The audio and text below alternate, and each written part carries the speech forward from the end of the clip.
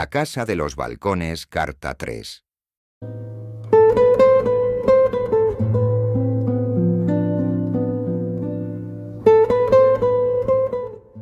Hay ciudades que nacen para ser habitadas.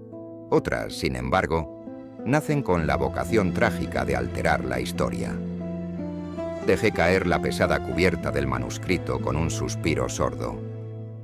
La caligrafía me había atrapado, pero de pronto comprendí, con esa certeza melancólica que antecede a las grandes revelaciones, que para alcanzar el fantasma de Isabel, primero debía respirar el aire enrarecido del mundo que la había forjado. Bajo la luz pálida de la pantalla tecleé una sola palabra: Potosí. Las imágenes comenzaron a surgir lentamente, como espectros de un pasado glorioso y terrible. Ya no eran solo calles de piedra desgastada, ni fachadas eclesiásticas desafiando al cielo plomizo. Eran interminables balcones de madera oscura, tallados por manos anónimas, suspendidos sobre el abismo de la historia. Y, dominándolo todo, proyectando su sombra sobre cada tejado, el Cerro Rico. Hasta aquella noche, la Villa Imperial no había sido para mí más que un nombre perdido entre las páginas de un libro de historia. Pero el vértigo de sus cifras terminó por atraparme. En pleno siglo XVII, aquel páramo helado, encaramado a más de 4.000 metros de altitud, reunía más habitantes que Madrid, Roma, Sevilla o París. Cuesta imaginarlo hoy. Era un inmenso hormiguero humano, donde hidalgos castellanos, mercaderes genoveses, aventureros flamencos y hombres llegados de los rincones más remotos del mundo perseguían una misma obsesión: la plata. Potosí era el escenario perfecto de la condición humana. Mientras una legión de desdichados descendía cada amanecer a las entrañas asfixiantes del Cerro Rico, sin saber si volvería a ver la luz del sol. En la superficie se celebraban bailes, banquetes y recepciones de una opulencia capaz de avergonzar a las grandes cortes de Europa. Fue precisamente en ese contraste brutal entre la oscuridad de la mina y el brillo cegador de la riqueza donde comenzó a cobrar sentido la casa de los balcones. No era una simple vivienda, era una declaración de poder, un desafío a la muerte.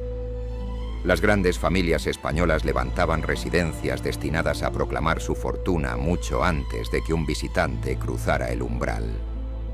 Imaginé sus patios interiores, donde el murmullo constante de las fuentes parecía intentar lavar el polvo metálico que llegaba desde las minas. Sus corredores porticados, sus galerías abiertas, aquellos balcones de madera labrada que se asomaban sobre la ciudad como centinelas silenciosos de la ambición humana. En su interior latía un universo propio. Grandes salones preparados para recibir a virreyes y viajeros ilustres. Despensas capaces de abastecer una pequeña fortaleza. Bodegas donde reposaban vinos andaluces que habían atravesado el océano. Sedas llegadas de Oriente. Pesados muebles de caoba. Vajillas procedentes de Sevilla. Y una platería labrada por los mejores orfebres de la Villa Imperial, con una riqueza que rozaba la insolencia. Todo parecía concebido para desafiar al frío del altiplano con el calor de una prosperidad casi insultante. Mis dedos volvieron a rozar el papel áspero del manuscrito. Comprendí entonces por qué su autor se había detenido primero en describir la casa antes que a sus habitantes. Sin aquellos muros levantados con orgullo, Isabel jamás habría existido. Pasé lentamente la página, casi con reverencia.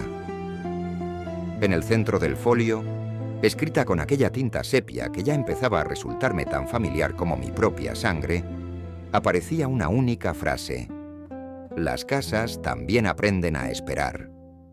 La leí una vez, después otra y una tercera. Levanté la vista hacia el viejo baúl de jacarandá y después hacia la imagen de aquel balcón que seguía abierta en la pantalla del ordenador.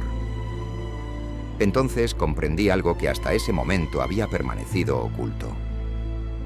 Aquella casa no había sobrevivido 4 siglos gracias a la solidez de sus muros. Había sobrevivido porque alguien se había negado a dejar morir su memoria. El verdadero propósito de aquellas cartas nunca fue desenterrar los secretos de una familia. Era mucho más profundo. Era un acto desesperado de amor.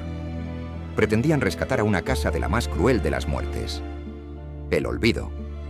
Cerré lentamente el ordenador. La oscuridad volvió a adueñarse de la habitación. Pero el silencio ya no era el de siempre. Era una quietud antigua, expectante, como el susurro contenido de unos muros que llevaban siglos aguardando, con infinita paciencia, a que alguien volviera a cruzar su umbral. Y comprendí, con un estremecimiento que todavía hoy soy incapaz de explicar, que aquel alguien era yo. Escuchar su historia.